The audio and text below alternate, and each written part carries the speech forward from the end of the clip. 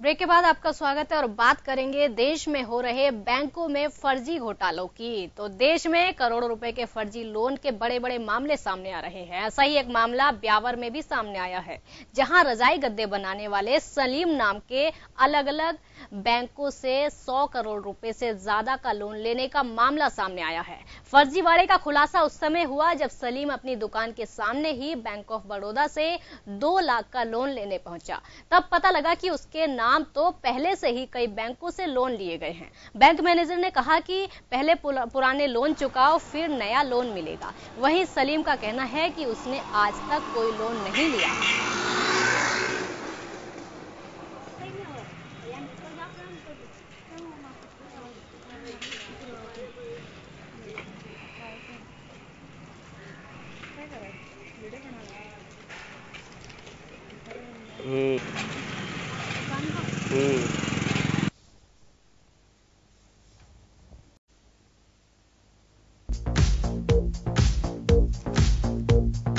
तो देश में लगातार बढ़ रहे बैंक घोटाले मामले हैं। राजस्थान में भी ऐसा मामला एक सामने आया।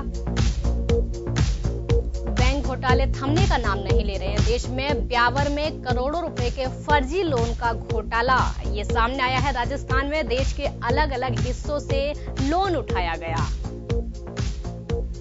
तो अलग अलग बैंकों से करीब 100 करोड़ का ये लोन उठाया गया है, लेकिन जिसके नाम से लोन उठाया गया, एक ही व्यक्ति के नाम से ये कर्ज लिया गया। उस व्यक्ति ने साफ साफ इनकार किया है इस बात से। तो बैंक से लोन लेने जाने पर यह बड़ा खुलासा हुआ है। जिस व्यक्ति के नाम से लोन लिया गया था, जब वो बैंक में लोन लेने के लिए गया तो उससे बैंक मैनेजर ने कहा कि पहले पुराना लोन चुकाइए, उसके बाद रजाई गद्दे का काम करता है। पीड़ित जो व्यक्ति है, सलीम नाम है उसका, पीड़ित ने कहा कि आज तक उसने कोई लोन नहीं लिया। तो ये बड़ा फर्जीवाड़ा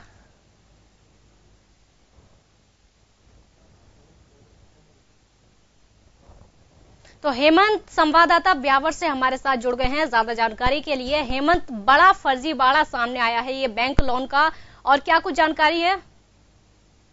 जानकारी ये है कि बैंक मैनेजर से जब पूछताछ की तो उन्होंने ये बताया कि ये सलीम नाम का शख्स जो ये रुई पीनने का काम करता है, छोटा सा मजदूर व्यक्ति है। ये लोन के लिए उसने अपने रोजगार के लोन के लिए अप्लाई किया था, तो उसकी लोन की रिपोर्ट वहाँ उनके मुंबई स्थित सिविल कार्यालय में भेजी गई थी। वहाँ से जांच रिपोर्टों में लगभग ये 1,99 करोड़ रुपए के लोन लेने की रिपोर्ट सामने आई। ये रिपोर्ट आते ही सलीम के पैरों से जमीन खिसक गई। उसका परिवार पूरा मातम का माहौल बन गया। क्योंकि हमने जब उनसे पूछा कि देखिए आपने लोन उठाया है, तो उन्होंने कहा कि हमने बिल्कुल ही इस पे 1 रुपए का लोन नहीं उठाया है, हमारे नाम से ये फर्जीवाड़ा हुआ है। सलीम ने यहाँ पे सिटी थाना में भी थाना अधिकारी को शिकायत दी है जी। थाना अधिकारी ने भी बताया है कि इस बारे में आगे जांच के लिए भेजा जाएगा। तो क्या अभी तक जितनी भी जांच पड़ताल हुई है उसमें कुछ पता लगा कि ये किसकी शरारत है, किसने ऐसा किया है, किसने लोन लिया था सलीम के नाम से? अभी तक कोई ऐसे सामने नहीं आया है। अब वो जांच के लिए भेजा गया है। ये रिपोर्ट आने के बाद में ही सही वस्तुस्थिति सामने आएगी।